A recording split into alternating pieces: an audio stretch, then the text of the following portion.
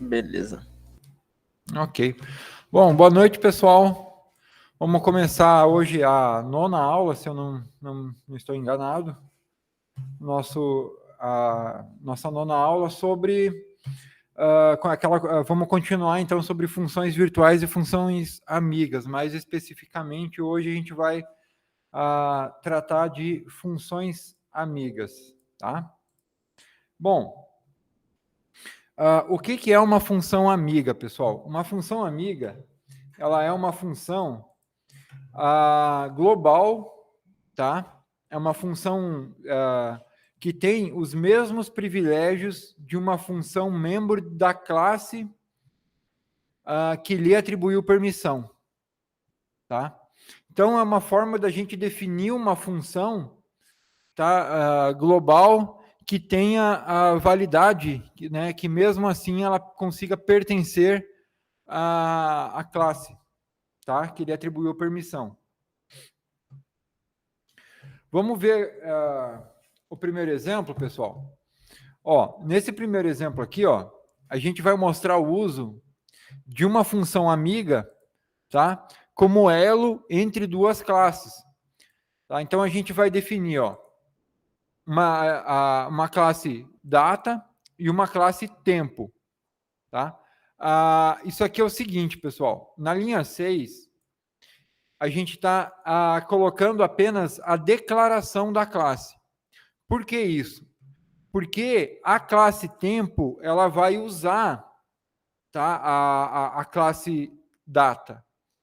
E como C é uma linguagem top-down, C++, no caso, se aparecer o identificador data, ó, por exemplo, aqui na linha 19, a gente está dizendo que a função vai receber um dado que pertence ao tipo do dado da classe data. Quando isso acontece, pessoal, a gente precisa, a priori, definir o tipo de dado que apareceu. Tá? Linguagens mais novas, como Python e tal, não tem essa necessidade, mas C++ tem.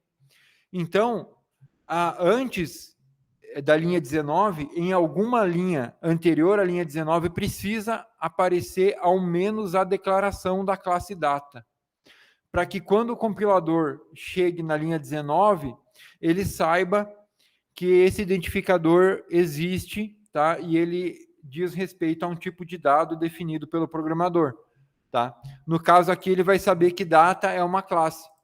Aí depois a gente coloca o corpo da classe, tá? A definição, por assim dizer. Então, a gente tem aqui na linha 6 a declaração da classe data. E a partir da linha 8, a gente tem, então, a declaração da classe tempo. Tá? Aliás, todo o corpo da classe tempo. A classe tempo, pessoal, olha só, ela vai ter um dado membro do tipo long, tá? Que vai armazenar o tempo em segundos. Então, nesse caso aqui, o tempo ele vai ser representado por uma grandeza em segundos, tá? Tem um construtor padrão, que inicializa o tempo com 0, e um construtor que vai receber 3 dados do tipo long. Tá? Esse construtor ele vai receber um tempo no formato hora, minuto e segundo. Ao receber esse dado no formato hora, né, uma variável para hora, uma variável para os minutos e uma variável por segundo, é necessário que haja, né, um procedimento de conversão para converter todos os, né, essas diferentes escalas de tempo na escala de tempo que a classe foi modelada, que é segundos. Tá? Então, para fazer essa conversão, ó, o que for dado em hora vai multiplicar por 3.600. Por quê? Porque em uma hora tem 3.600 segundos.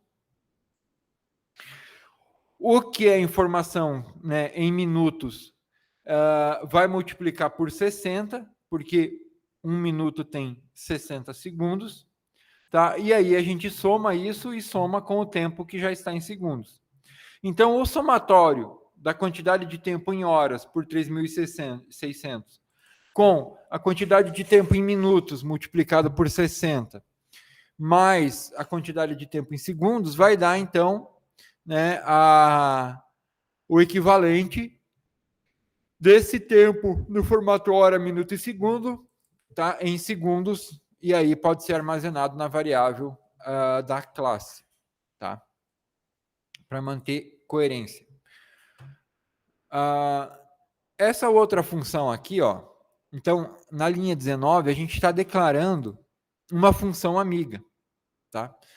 Para declarar essa função amiga, a gente tem que colocar aqui, ó, que ela é friend. A gente usa a palavra reservada friend para indicar que a função é uma função do tipo amiga, tá? Essa função ela vai retornar um ponteiro de caractere, tá?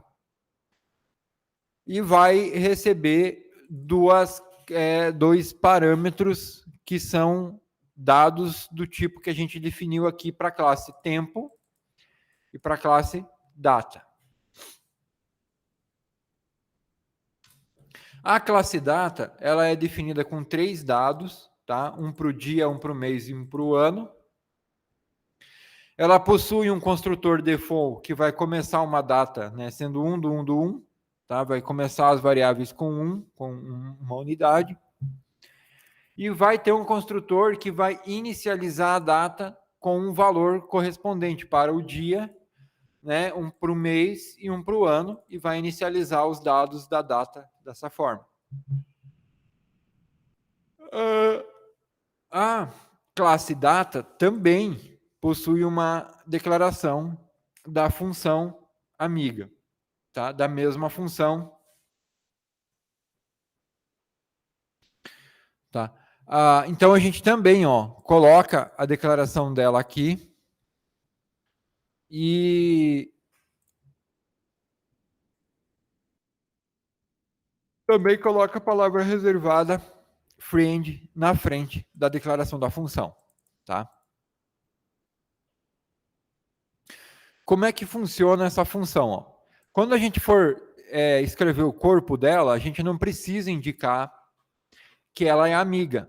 Ela é uma função global, ela está aqui fora do corpo das classes.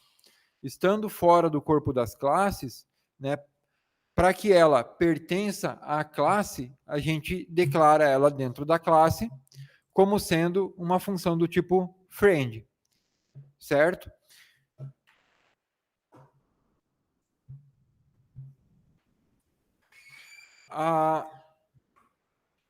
Então, o que vai acontecer aqui? É como se essa função que a gente está declarando aqui na linha 32, é como se ela valesse, né, como uma função membro, né, como se fosse um comportamento do objeto data, mas também é um comportamento do objeto tempo.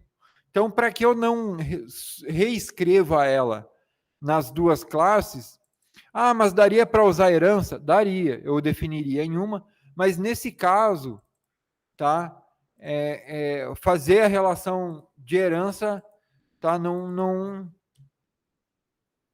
parece adequada, né?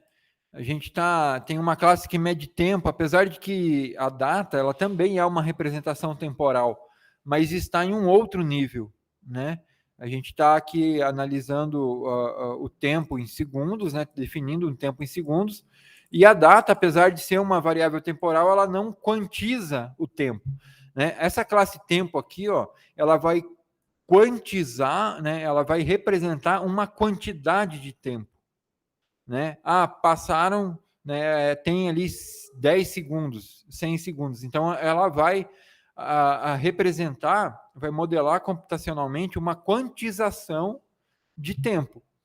Já a classe data, tá, ela vai representar um dia no calendário. Tá? Não é uma quantidade, 2 dias, 3 dias, uma quantidade temporal.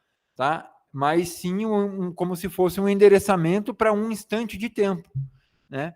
Enquanto que na primeira a gente vai quantizar vai armazenar uma quantidade de tempo, na segunda a gente vai representar, né, um lugar no tempo, certo? Então tem diferenças conceituais, Tá? Então, a relação de herança aqui, ela não parece adequada. Tá? Mas, se fizesse uma herança, resolveria. Mas aí tem a questão dos construtores, enfim, né? Então, ela é uma função global, ela não, tecnicamente, ela não pertence às classes, mas ela é uma função que ela é amiga das classes. Então, essa é a semântica, tá? A sintaxe vamos colocar, então, a palavra reservada friend na frente da função. A função ela é declarada como uma função global, o corpo dela aparece fora das classes, mas dentro da classe eu coloco um protótipo para ela e precedo da palavra reservada friend. Ah, ok. Tá? Então, é como se eu tivesse essa função como se ela pertencesse à classe.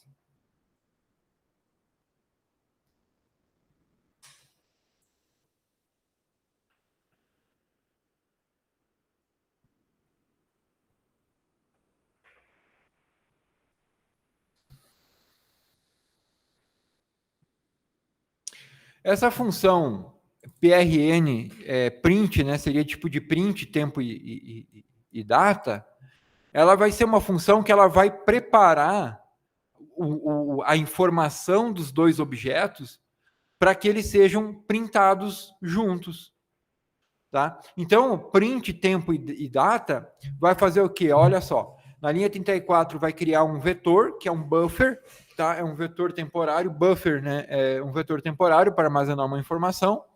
Nesse caso, vai ser, então, preparar uma string de caractere para ser impressa na tela. E aí, olha só.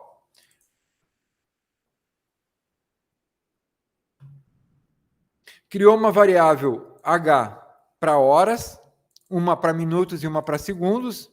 Então, é feita a conversão contrária, tá? A gente converte de volta para hora, minuto e segundo, o tempo que é em segundos. E olha só, pessoal. Olha o que está acontecendo aqui, ó. tm.segundos. Olha aqui onde está segundos. Eu não sei se vocês conseguiram perceber, mas segundos é um campo, é um parâmetro privado. Então, se é um parâmetro privado, eu não deveria poder referenciar esse campo diretamente estando fora da classe. Mas eu não estou fora da classe. Eu estou dentro de um método, de uma função amiga, tá? Então eu posso fazer esse acesso direto aqui de dentro. Se a função é minha amiga, eu posso deixar ela acessar os meus dados, tá bom? Bom, então olha só, acessa diretamente, tá? A variável lá do objeto TM, que é um objeto do tipo tempo, então ele está acessando, ó, segundos, né? Diretamente. Então a divisão do tempo por 3.600 vai dar a quantidade de horas, o resto, né, da divisão é para pegar então o que sobrou, esse resto dividido por 60 vai dar a quantidade de minutos, e o resto né, do resto por 60 é que vai dar o que sobrou, que daí é o tempo em segundos, né, que não foi possível converter nem em horas e nem em minutos. E aí ele vai pegar esse buffer e vai colocar dígito a dígito, pessoal. Em cada posição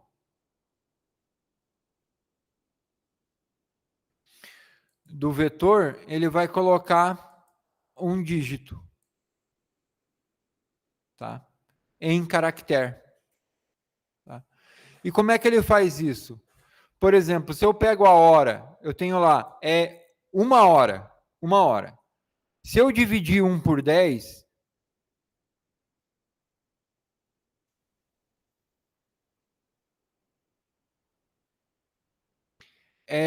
vai dar quanto? A divisão inteira. Dá 0. Certo? Então vai dar o inteiro 0. O inteiro 0 mais o caractere 0 vai dar o caractere 0. Tá? Então vai ser atribuído o caractere 0. Aí eu pego o resto da divisão por 10. Se eu tenho 1 hora, o resto da divisão por 10 vai dar quanto?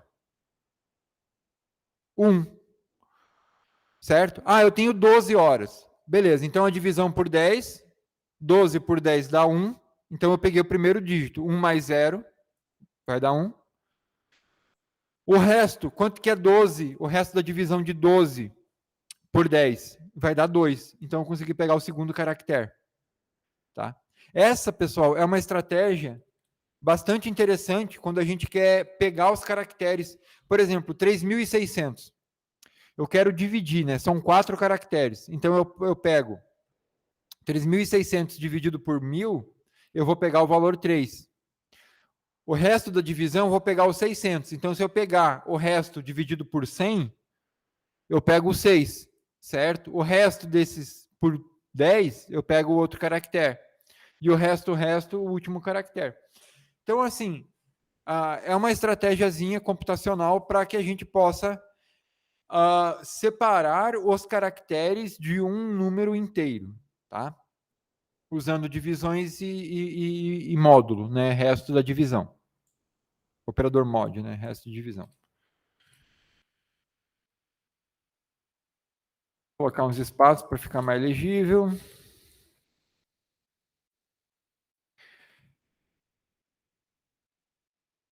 E aí, pessoal, vamos lá para a função main. Então, ó, criou um tempo, 11 horas, 16 minutos, 20 segundos. Uma data, dia 22/6/94.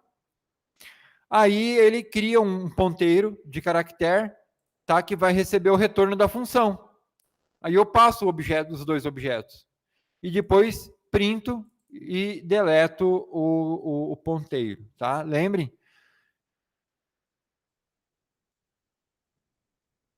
Por que a gente está chamando esse delete aqui? Por que é importante chamar esse delete aqui, pessoal?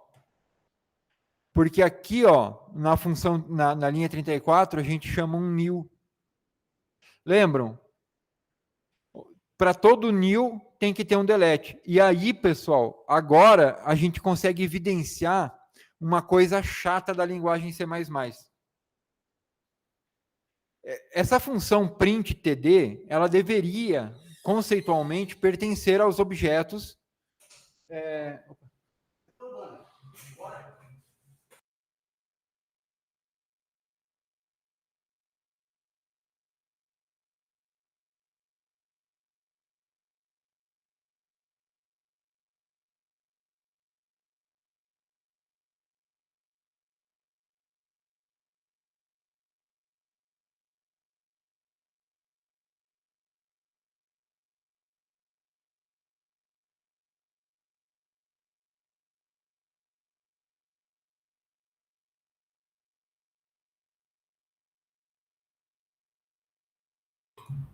Pô, pessoal, desculpa, mas chegou o reitor está visitando o campus e ele chegou ali perguntar aí eu tive que dar a resposta para ele.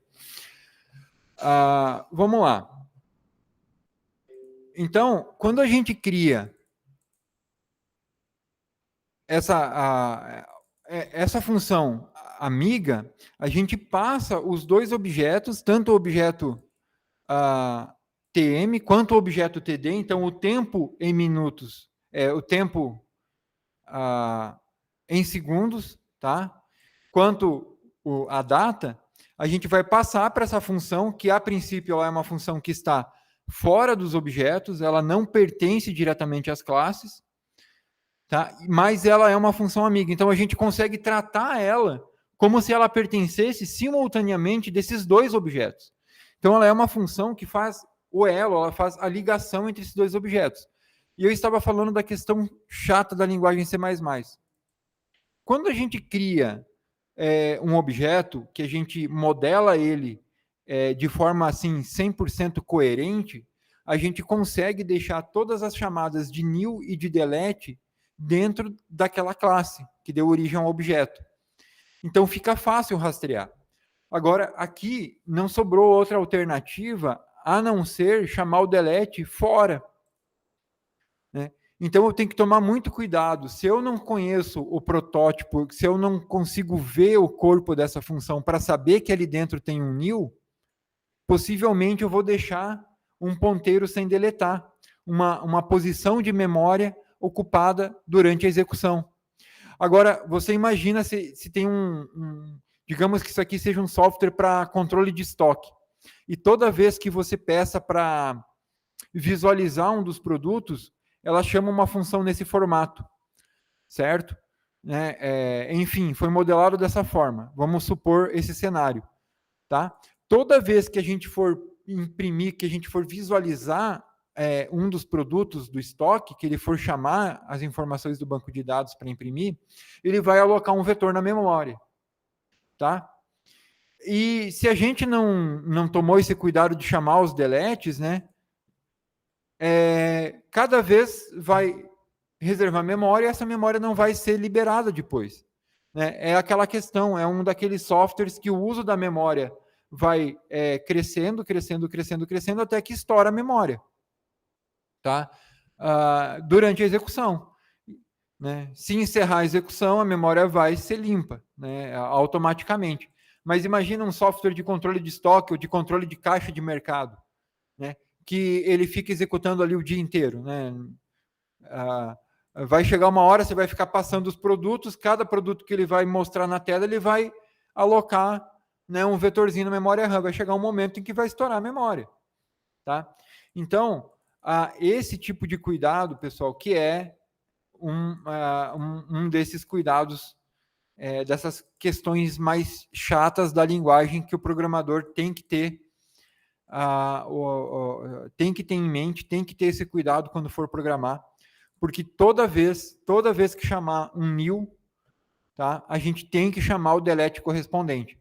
Tá? Para esses casos que a gente vê em sala de aula, que são softwares que executam, terminam o processamento e a execução encerra, né, parece que isso não faz muita diferença. E realmente, assim, não faz muita diferença. Se eu tenho um software que ele vai executar um único processamento e aí ele encerra a execução, tudo bem, eu não preciso ter esse cuidado de chamar os deletes.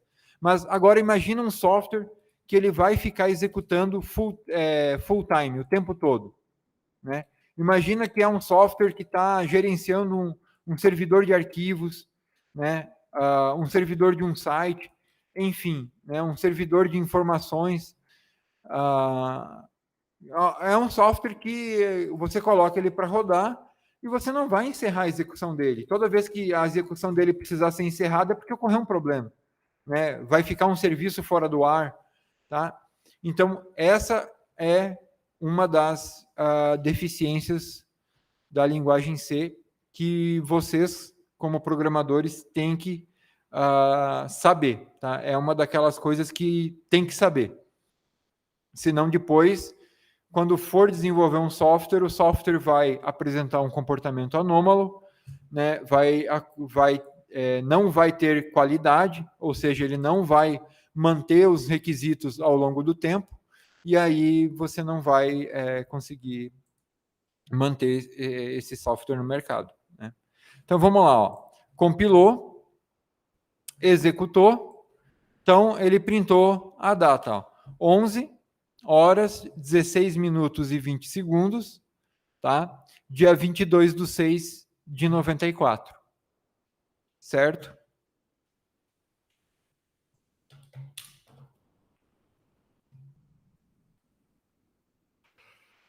Bom, então, essa função amiga, esse exemplo é para exemplificar, tá? Para vocês aprenderem como que eu consigo criar uma função, um método. Nesse caso, não é método de classe, é função mesmo, tá? Porque é uma função global. Como que eu consigo criar uma função e usar ela como elo entre duas classes, entre dois objetos.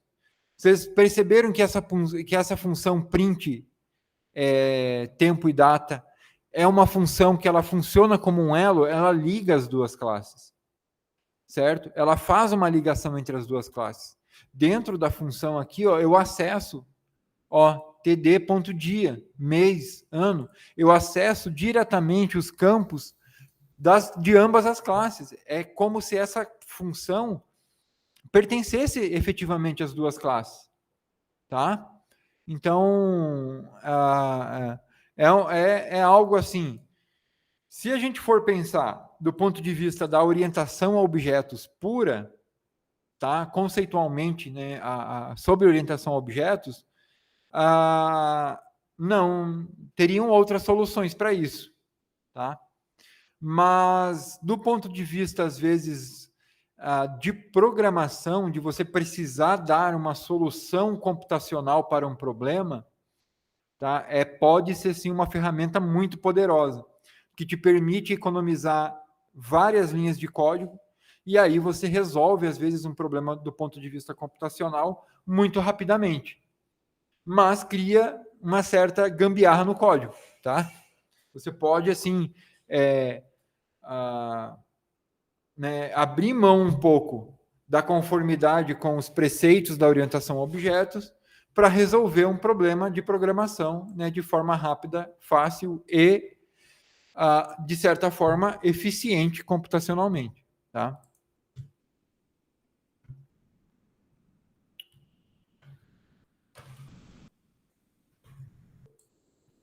O próximo exemplo, pessoal, ele vai mostrar para vocês como que a gente consegue usar esse conceito de funções amigas, tá? E extrapolar para classes amigas. Tá? Então, vamos ver o mesmo problema, tá? Agora o problema do tempo e data, mas ao invés de usar a função como sendo amiga das duas classes, agora a gente vai colocar essa função como sendo um método de uma classe, porém as classes é que vão ter uma relação de amizade. E isso vai permitir com que a gente desenvolva um código relativamente diferente, conceitualmente ele trata essa relação de outra forma, mas vai executar o mesmo processamento, né? Tecnicamente, para o usuário, para quem vai executar o código, ele vai exibir o mesmo comportamento. Tá? Então, olha só, a gente definiu a classe tempo da mesma forma, e aqui na linha 17, ó, a gente colocou que ela vai ser amiga da classe data. Então, a classe tempo, ela é amiga da classe data.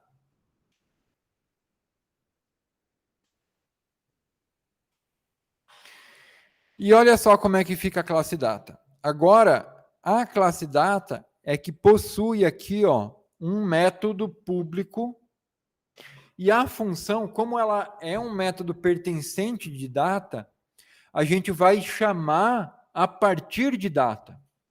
Tá? Olha aqui, ó, operador de resolução do escopo. Ó. PRNTD é uma função que pertence ao escopo, tá, da classe data. Então, a gente não precisa passar um objeto data, porque ela vai ser chamada a partir de data. Tá? Então, dentro dela, ó, a gente acessa dia, mês e ano de forma direta.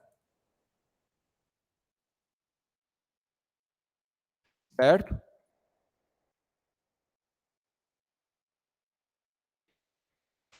Porém, como ela é uma função amiga, uma classe amiga aqui da classe tempo, que é a classe data, então as funções aqui, elas, os métodos da classe data poderão acessar os dados membros de tempo também da mesma forma como quando a função era uma ponte entre as duas.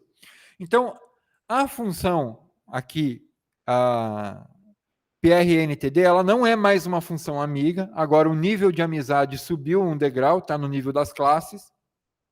Porém, a diferença no funcionamento é só aqui, ó, tm.segundos, então isso aqui continua tudo igual, A diferença está aqui, ó, que agora dia e mês e ano são acessados diretamente, sem precisar da referência a um objeto que foi passado no corpo do método. Tá? A função main, pessoal, não teve praticamente diferença nenhuma. A única diferença está na linha 67. Por quê? Porque agora, ao invés de chamar uma função global e passar um TD, um DT e um TM, a gente chama a função a partir do objeto data e passa só o objeto tempo. Tá? Então, assim, a gente vai executar e a execução vai ser praticamente a mesma. O resultado, a saída é o mesmo. Tá? Porém, agora mudou, tá? A forma como o problema computacional foi modelado. Tá? Esse é um outro exemplo de que a gente pode prover soluções computacionais diferentes para um mesmo problema. Qual é a melhor? Aí você precisa analisar do ponto de vista de complexidade de execução e de complexidade de uso de memória. Tá? Para a gente poder dizer qual solução computacional é melhor, né, comparar duas soluções computacionais para um mesmo problema, a gente tem que analisar como essa solução vai se comportar do ponto de vista do uso do processador, né, ou seja, quantas, né, instruções ela vai executar, e do ponto de vista do uso da memória. Tá? Se a gente não tiver esse delete aqui, ó, esse código ele seria um código que, do ponto de vista de uso de memória, a memória sempre vai crescer conforme a gente for usando o software, se a gente não encerrar a execução. Agora, assim já não. Né? Ele mantém o uso da memória constante ao longo da execução, porque toda vez que a gente imprimir alguma coisa, a gente vai alocar, mas depois de impresso a gente vai desalocar, ou seja, vai liberar a memória para ser usado novamente por uma nova impressão. E independente do formato da data, dos valores que a gente passar, as variáveis serão sempre as mesmas. Então, do ponto de vista do uso da memória, esse aqui é uma solução computacional que tem um uso dito constante, tá, da memória. Ok.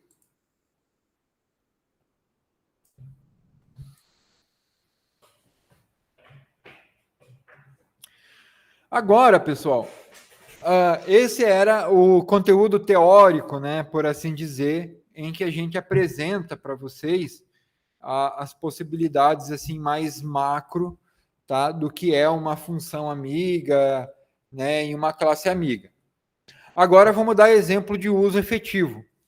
Pessoal, classes e funções amigas, elas têm sim um uso muito forte com a sobrecarga de operadores. Tá? E agora a gente vai ver um exemplo do porquê disso.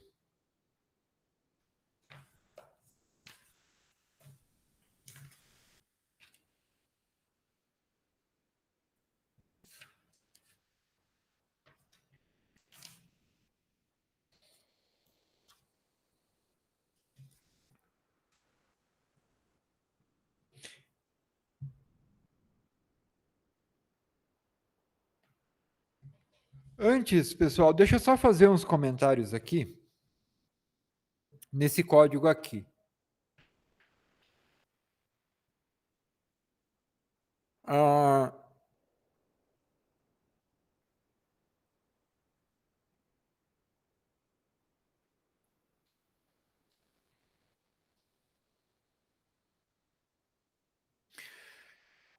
Uma função, tá, ou uma classe amiga, ela precisa ser declarada dentro da classe que vai ter os seus dados acessados por essa relação de amizade. Então, se eu quero compartilhar os dados da classe tempo, então eu defino a classe data como amiga aqui dentro de tempo, tá? E aí vem uma questão importante. A classe data, ela é amiga da classe tempo, mas o oposto não é verdade, certo? O que significa, se a classe data é amiga de tempo, o que eu acabei de dizer significa que tempo não é amiga de data, tá? Ou seja, eu não consigo acessar os dados, né, pela relação de amizade entre tempo e data. Eu consigo acessar os dados de tempo estando em data, mas lá em tempo eu não consigo acessar nenhum dado da classe data, tá? Então a relação de amizade, ela é uma relação unidirecional, tá? Se a gente declara que data é amiga de tempo, então só essa relação de amizade é válida, tá? Tempo não vai ser amigo de data.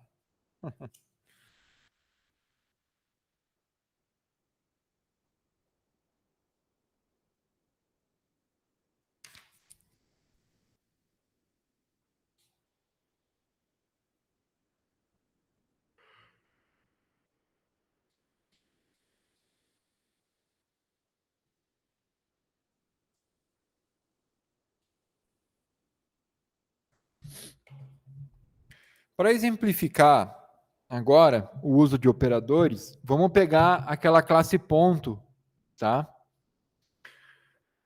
Que vocês estão tratando, inclusive, numa lista de exercícios. Ela tem, então, dois dados membros, um para representar as coordenadas em x e um para representar as coordenadas em y. Bom, o construtor padrão, construtor vazio, vai inicializar essas variáveis com zero, né, esses dados membros. Um construtor que vai receber uma coordenada x e uma coordenada y e vai fazer as correspondentes atribuições. Olha só, aqui a gente está sobrecarregando o operador de soma, tá? Que vai fazer a soma de dois pontos. Então, olha só, ele vai somar as componentes x e as componentes y de cada um dos objetos, ponto, tá? E vai retornar um objeto ponto, aqui no caso oculto, tá? Então, cria-se um novo objeto ponto, que tem como coordenadas as somas das coordenadas dos pontos que foram somados, tá? Um dos pontos ele vai estar à direita do operador, que é o P, e o outro ponto é o ponto ao qual eu estou chamando o operador, que é o que está à esquerda do operador de mais, tipo A mais B. Então eu estou chamando o operador a partir do ponto A e estou passando como argumento o ponto B, tá? Aqui, ó, para fazer a soma de um ponto com um inteiro, tá? Então a gente também faz a sobrecarga e aí diz que a gente vai passar um inteiro. Então ele vai somar o ponto com o inteiro, vai somar esse inteiro tanto na coordenada x quanto na coordenada y. Agora, para fazer a sobrecarga do operador que some um inteiro com um ponto, aí fica complicado de fazer, vocês não concordam? Olha só, se eu quero fazer isso aqui, ó, ponto 1 mais 5, beleza, isso aí a gente já viu lá na primeira aula de sobrecarga de operador. Agora, se eu quero fazer 5 mais ponto, agora eu vou chamar o int. O int está à esquerda, eu estou chamando o operador a partir de um dado inteiro. Para fazer isso, pessoal, a gente precisa usar funções amigas. A gente vai declarar a sobrecarga desse operador como sendo uma função global, e aí vai dizer que essa sobrecarga é amiga da função. Tá? Porque como o inteiro está à esquerda, tá? Eu vou chamar esse método a partir de um inteiro. Não, isso não é consistente do ponto de vista da orientação a objetos, da criação das classes. Tá? Então, eu não vou poder chamar esse método a partir de um inteiro. Tá? Isso aí é um artifício. Eu vou criar uma função global tá? Que vai ser a sobrecarga desse operador para um inteiro, tá? Eu vou relacionar isso com o objeto, e aí lá dentro da classe, daquele objeto, eu vou dizer que essa função global que eu criei, ela é amiga da classe. E aí eu posso chamar essa função como se ela pertencesse à classe. Tá? Do ponto de vista da programação, depois de criado, tá? Eu vou usar como se fosse uma sobrecarga de operador normal. Tá? Vamos lá, olha só. Aqui na linha 32, olha só, está declarado a sobrecarga global do operador como se ele fosse uma função, que ela vai somar um inteiro com um ponto. Tá? Vai retornar, ó, chama o construtor de um ponto e retorna, então, o novo ponto, que tem como coordenadas a coordenada do ponto P, né, acrescida do número inteiro que a gente quer somar com o ponto, tá? Que a gente passou à esquerda. Certo? Ela é declarado fora da classe, não tem operador de resolução de escopo, porque ela não pertence a nenhum escopo, ela é uma função global. E aqui dentro a gente declara, então, a relação de amizade que essa função global tem com a classe ponto. Ok. Como é que a gente vai testar isso? Tá? A gente vai testar da seguinte forma. Criou-se 5 objetos ponto, 2 deles a gente já cria com suas coordenadas, e aí olha só, o ponto 3 vai receber a soma de P1 mais P2, beleza, até aqui tudo bem. O ponto 4 vai receber a soma de P1 com o inteiro, até aí também tudo bem, a gente já havia visto isso. Agora, na linha 47, a gente vai somar o inteiro com o ponto. E aí tem uma novidade. Aqui na linha 47, a função que vai ser chamada vai ser a função da linha 32. E não a sobrecarga de operador lá da linha 19. Tá? Certo? Vamos lá, vamos ver como é que isso aqui funciona. Compilou, nenhum erro. Executou, olha lá. Ó. Então, a soma de P1 com P2, 5 mais 2, 7. 1 mais 3, 4. Beleza, ponto 74. P1 mais 5, tá? 5 mais 5, 10. 1 mais 5, 6. 10, 6. Ok. E 5 com P1, como é que fica? 5 mais 5, 10. 5 mais 1, 6. Ok, funciona. Tá? Funcionou. E agora, pessoal, diferente do que eu comentei no primeiro exemplo, esse tipo de relação de amizade é bastante usado, porque não há outra forma de dar uma solução computacional para esse problema especificamente. Tá? A gente precisa usar a relação de amizade para poder fazer esse tipo de sobrecarga de operador. Tá? A gente não... Né, o tipo primitivo int não é uma classe, eu não posso definir comportamento para ele.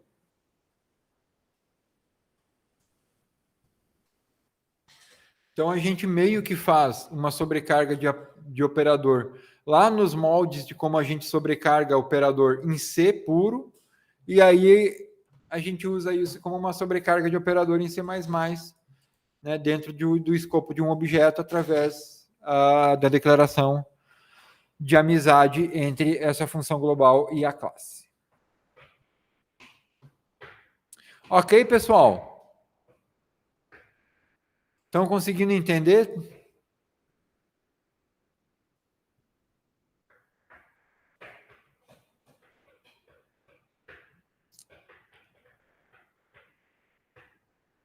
Certo.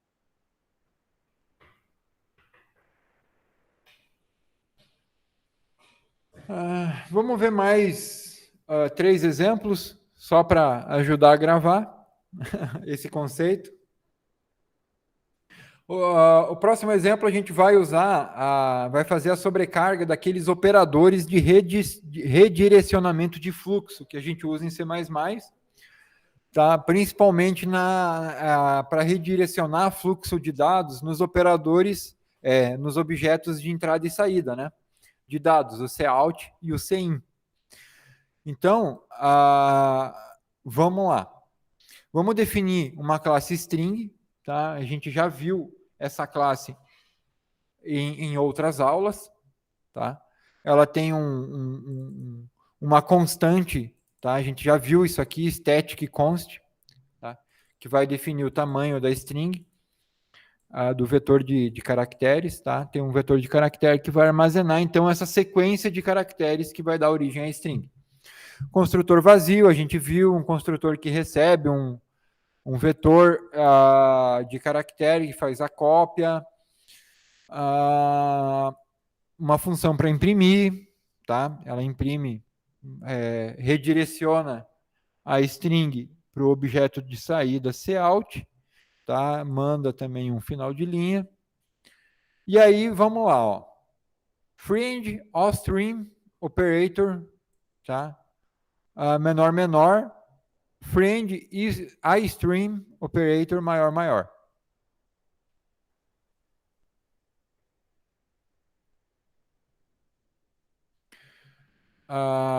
Olha aqui, ó, na linha 34 também declaramos um operador de concatenação de string que vai concatenar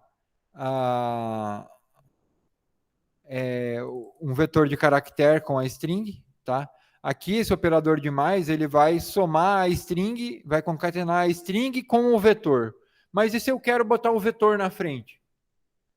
Né? Eu quero juntar, tem uma string, um objeto já criado, e aí na programação ele surgiu um vetor de caractere que eu quero colocar no final da string. Beleza, perfeito. Tá? Mas e se eu quero colocar esse vetor de caractere na frente? Antes da sequência de letras que já estão no objeto. Aí eu preciso declarar uma função global, que vai ser a sobrecarga do operador de soma, nesse caso de concatenação, né? Para string é concatenação, né? Juntar, concatenar. Tá? O mesmo aqui para o operador igual, igual. Para o not, se eu quero comparar um vetor de caractere com uma string. Notem, é diferente de eu comparar uma string com um vetor de caractere. O procedimento computacional é praticamente o mesmo. Mas, do ponto de vista de modelagem, é diferente. Tá? É um procedimento diferente. O mesmo tá, para o outro operador relacional, menor, maior, igual.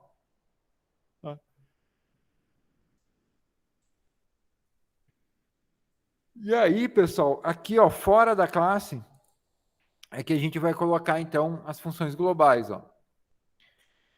Esse menor, menor, ele só é possível, né, porque eu vou chamar a partir do objeto oString.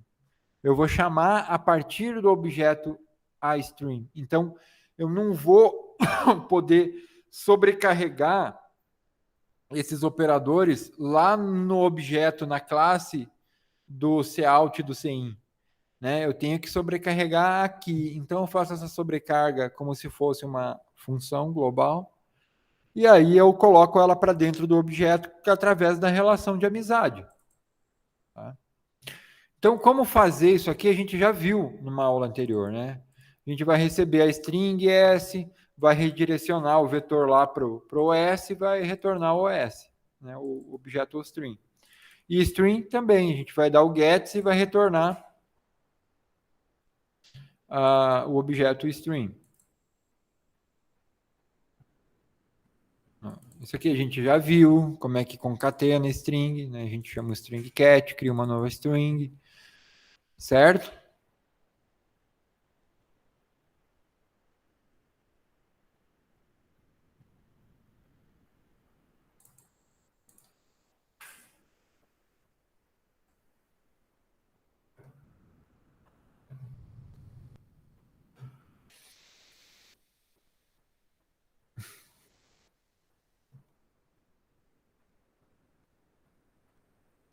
Aí, olha só, para a gente testar, ó, vamos usar, ó, a gente criou dois objetos string e aí vamos passar ó, o cin diretamente para string test1 e string test2, tá? Vamos somar as strings, vamos criar um vetor de caractere, para colocar.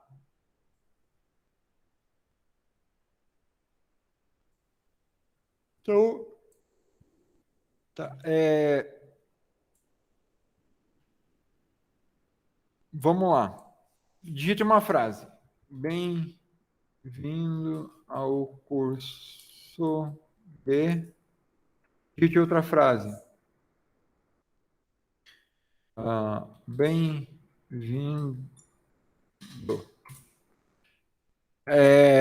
Aí, olha só.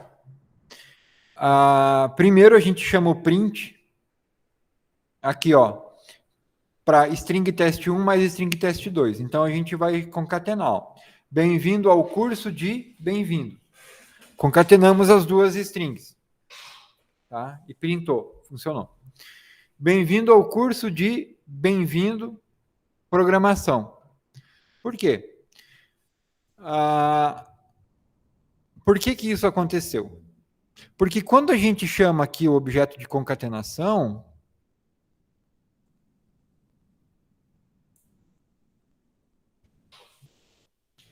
ele...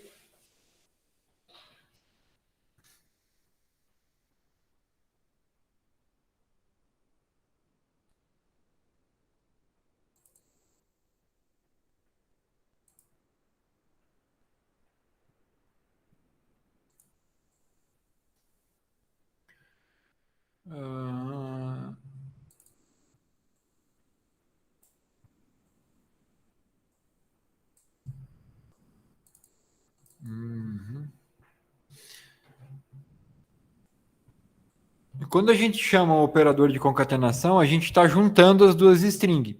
Olha aqui, quando a gente concatenou string test1 com o vetor de caractere, essa palavra programação ficou aqui ó, no final da frase. Tá?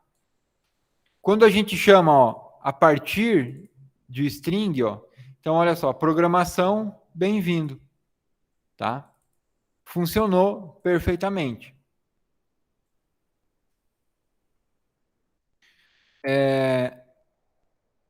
A gente pode chamar também, usando a sobrecarga, então,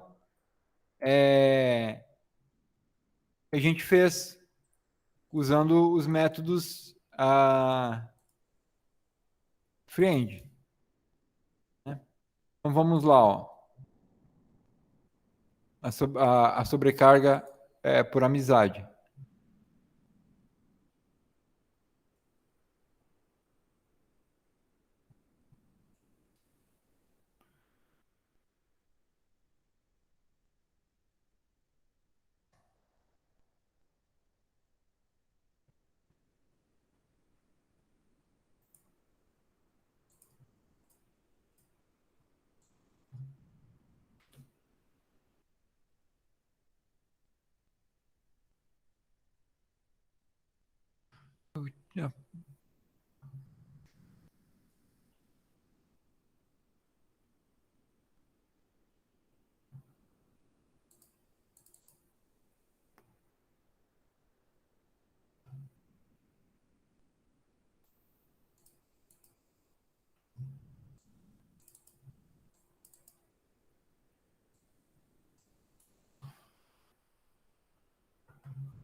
Ele tá dando um erro de compilação aqui, dizendo que ele não achou o operador.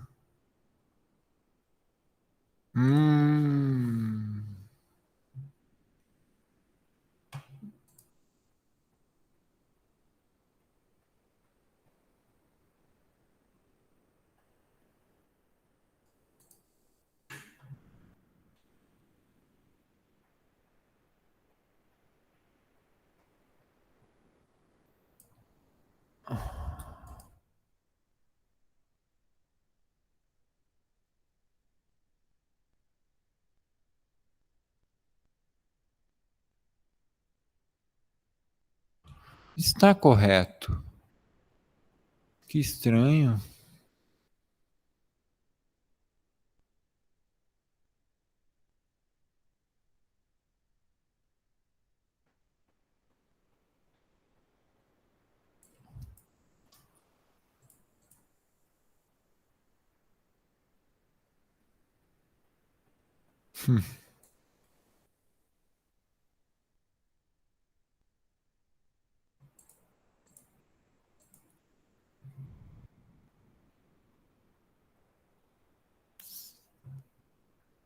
Endereço de Ostream.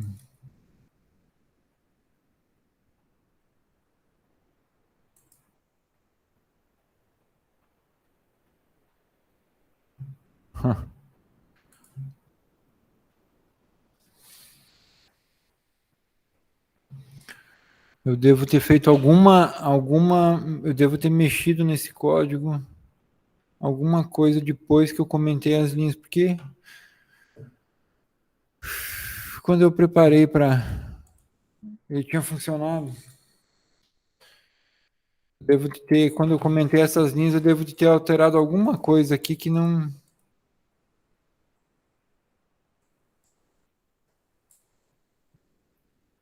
Bom, mas é isso.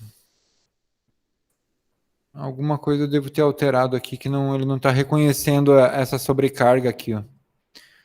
Tá? Depois eu vou dar uma olhada para ver o que foi que eu mexi no código aqui, que eu devo ter tirado alguma linha aí que. Devo ter mexido em alguma linha aí para manter alguma compatibilidade e não está dando certo. Bom, o próximo exemplo, a gente vai usar aquela classe data, tá? Agora, novamente, ó, a sobrecarga do operador a iStream e OStream para entrada e saída. Então, a gente vai usar esses operadores para que a gente possa imprimir uma data de forma formatada e entrar com os dados da data de forma formatada.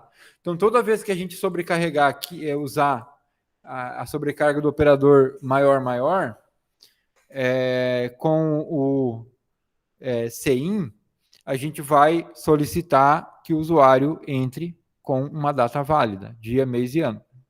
Quando a gente for mandar com o operador menor para o cout, a gente vai imprimir a data também já formatada, certo?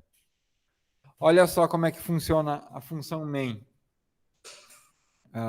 Aliás, ele pega o objeto de entrada iStream, que a gente definiu como sendo IS, e faz os redirecionamentos para os dados membros da classe, como a gente chama. Tá? A gente pode botar um cout, digite o dia, mês e ano, aí entra, né, usa o operador de redirecionamento e usa isso para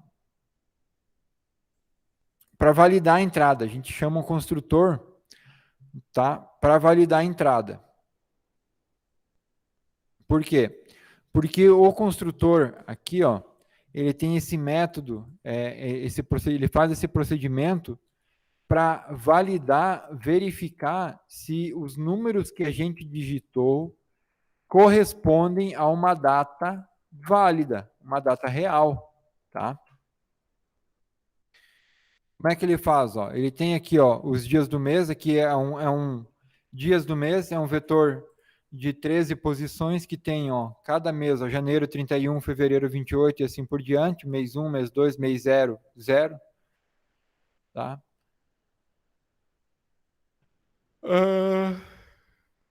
E a função main, criou uma data x, y e uma data tal, 25/12/2000. Chama o CIN para entrar com os dados para a data x e para a data y, e depois a gente printa a data x, a data y e Natal. Vamos ver, compilou, executou, tá? Então vamos lá, dia, mês e ano. Hoje é dia 22/10/2021. Vamos entrar com outra? 23/10/2021. Beleza. 22 de outubro de 2021 tá? 23 de outubro de 2021, tá? E 25 de dezembro de 2000. Então, olha só, ele acessou a sobrecarga do operador menor-menor para o Cout e funcionou as três impressões, ó, 22, 23 e 25. Ele imprimiu corretamente, de forma formatada, as três datas. Tá? As duas que a gente digitou e mais a data do Natal. Então, esse é um outro exemplo prático do uso de funções amigas. Tá?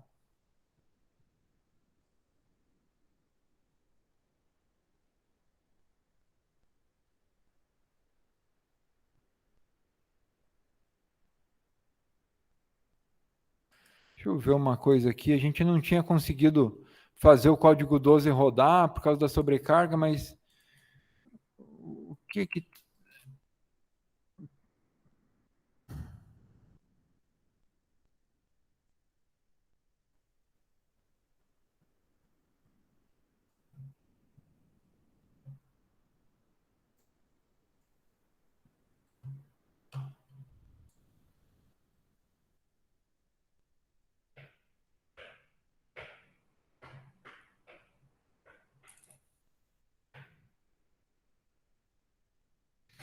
No match for operator, mas que coisa.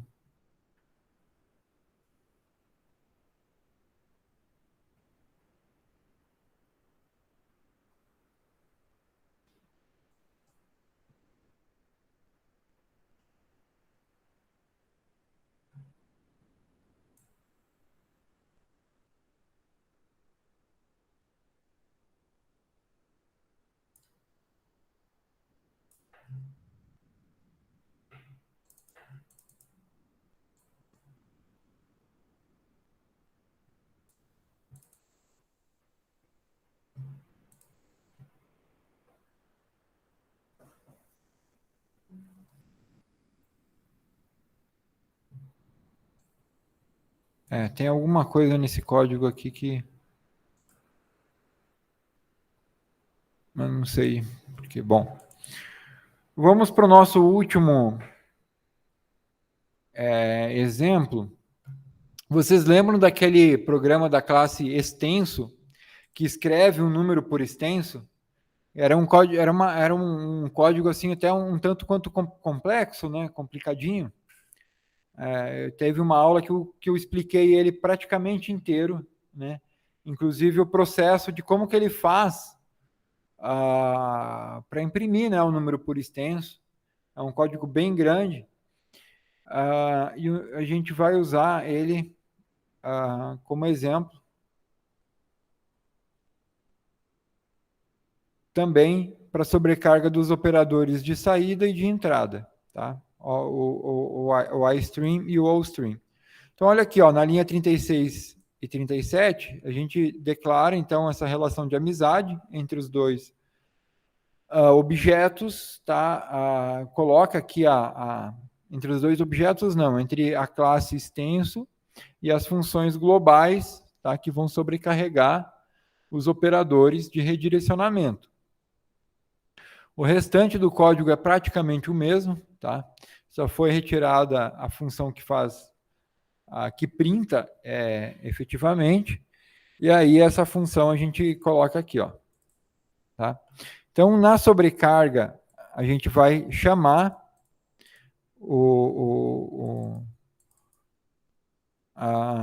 vai redirecionar esse dado aqui, ó, extenso, tá? Que pertence ao objeto extenso E, tá? Esse dado membro extenso é um vetor de caractere que vai armazenar toda a string do número escrito por extenso. Tá? E isso aí é feito aonde? Já no construtor. Tá? No construtor a gente já converte ele para extenso. Certo? Bom, vamos lá. Aqui, ó. Através da chamada do método extenso. Bom, Na função main, então, a gente vai chamar um do while, tá? Enquanto a gente estiver apertando a tecla S, ele vai executar o laço, a gente vai entrar com um número agora diretamente, ó, o CIN é feito diretamente no objeto extenso e o cout também é chamado diretamente para o objeto extenso, tá? E a gente usa o get para o caractere que a gente quer usar para controle do laço. Compilou, executou, e aí vamos digitar um número, ó, 1984. R$ 1.984, tá? Outro número? Sim. 1.888. R$ 1.888, tá? Não. Aí ele encerra, sai do laço, tá? E a gente pode encerrar a execução, tá? Para que vocês entendam novamente essa classe extensa, eu sugiro que vocês assistam novamente o conteúdo das aulas passadas, tá? E verifiquem, tá? As diferenças que foram inseridas com a retirada dos métodos para printar, então, e passar ele para ser impresso através da sobrecarga do operador de redirecionamento. Tá? Pessoal, a gente encerrou mais essa aula, mais esse conteúdo. Tá? Hoje a gente, então, encerra o conteúdo de funções virtuais e funções amigas. Tá? A partir da semana que vem, a gente vai começar outro conteúdo, que é o conteúdo de exceções e template. Tá? Pessoal, exceções é uma forma da gente pegar comportamentos indesejados do programa em tempo de execução. É algo bem poderoso da linguagem C++. Uma das linguagens mais poderosas para tratamento de exceção é a linguagem Java. Tá? C++ não é assim tão poderoso igual Java, mas a gente consegue fazer um excelente tratamento de exceção. E, pessoal, template, sim, é algo muito, muito poderoso. Criar classes do tipo template. Pessoal, isso aí facilita a programação de uma forma que vocês vão ter ideia quando a gente passar por essa aula. Depois de ver exceção e template, a gente vai para o último conteúdo, que é trabalhar com arquivo, tá? Eu vou ensinar vocês a manipular arquivos em C++, ou seja, abrir arquivos, editar arquivos, acessar dados de arquivos, tá? Tanto a nível de bit quanto em alto nível, tá? A gente vai aprender a manipular arquivo. E aí, pessoal, a gente encerra a disciplina, tá? Serão 2 listas de exercício. A primeira eu já passei, eu vou passar a segunda, e o restante das aulas até o final do semestre eu vou aplicar monitoria para a execução das listas, tá bom? Semana que vem pode ser que eu já poste a segunda lista, para que vocês já possam ir adiantando aqueles exercícios dos conteúdos que eu já passei, tá? E aí não sobrecarregar. Oi? Pode deixar só uma lista se quiser. Poderia, né? Eu acho uma boa ideia também.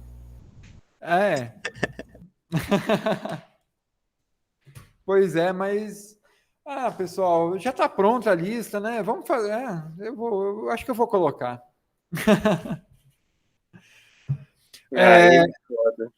Já que vocês citaram, como que está o desenvolvimento da primeira lista, pessoal? Então, eu fiz 3 até agora. Tô na 4ª. Eu ia fazer hoje, só que acabou não dando. Vou tentar fazer amanhã.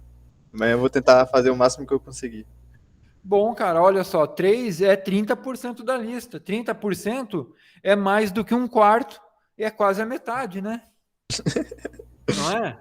Não, mas a lista tem 8, então eu tô quase na metade. É 8 questões a lista, tem? Não eram 10? Acho que é 8. Nossa, mas eu tô mole mesmo, hein? Mas agora não tenho certeza. Agora eu não tenho certeza se é 8 mesmo ou é 10. Bom, tá muito difícil, pessoal. A gente tem carga horária sobrando, tá? Se vocês quiserem, a gente pode marcar uma aula só para atendimento a dúvidas na lista, da lista. Isso não é problema, tá? E quanto às listas também, a lista ela é importante. Eu sei que dá trabalho, tá? E tem que dar mesmo, pessoal. Isso aí é uma coisa que professores já me falaram quando eu era aluno, né? É o seguinte, para a gente, dessas coisas assim mais motivacionais, né? A gente só faz,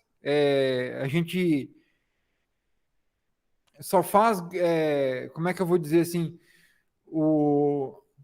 a gente só cresce, né, se a gente subir um degrau alto, né? Entendeu?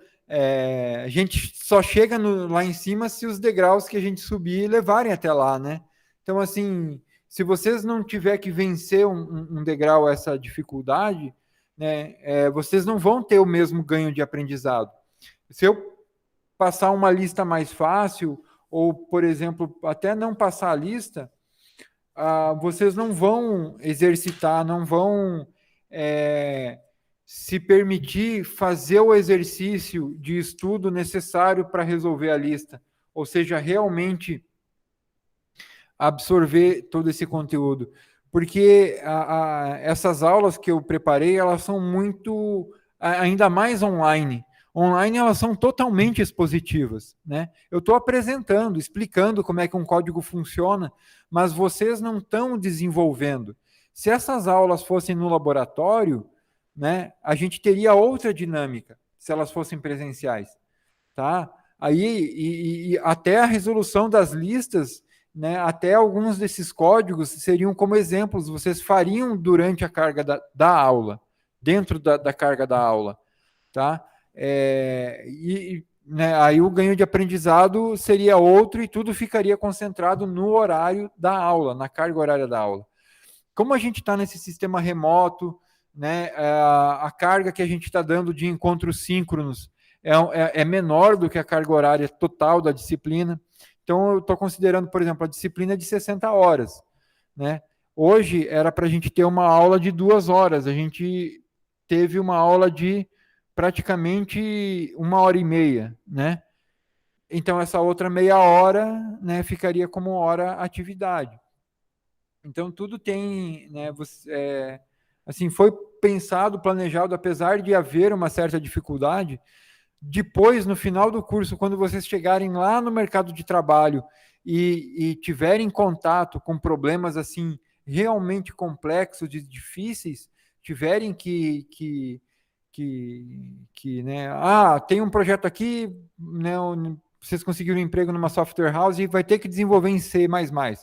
Aí vocês vão lembrar das aulas e vão ver, não, realmente, né, o fato de eu ter feito os exercícios, de ter ficado ali perdido horas, às vezes dias, batendo, né, na mesma tecla, em cima do mesmo exercício, até conseguir encontrar a solução para ele, isso aí vai trazer um ganho de conhecimento para vocês, que vai fazer muita diferença depois, pessoal. Podem ter certeza, tá? E depois que vocês responderem a lista, as 2 listas, e vocês conseguirem entender essas soluções que vocês derem para os exercícios, vocês vão ver que o conteúdo todo vai ficar mais simples, né? Olhando agora, parece que tudo é muito complexo, é muito difícil, é muito sem aplicação. Mas depois que vocês resolverem a lista e tiverem dado a solução para aqueles problemas da lista, vocês vão ver que esse conteúdo ele vai parecer bem mais simples para vocês. Isso é algo que acontece, tá, pessoal? Quando vocês terminarem a resolução das listas, chegarem no final do semestre, tá, vocês vão ver que esse conteúdo ele não vai mais parecer ser tão difícil quanto ele está parecendo agora, né, nessa fase de exposição e explicação do conteúdo. Tá?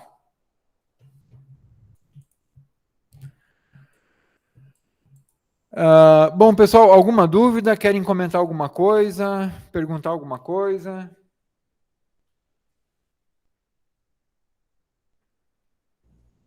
Acho que não. Não? Bom, então, pessoal, chegamos ao fim da nossa 9ª aula, tá? E hoje, então, vocês aprenderam como criar relações de amizade entre classes, tá? E entre funções e classes, ok? Pessoal, nos vemos na segunda-feira, então.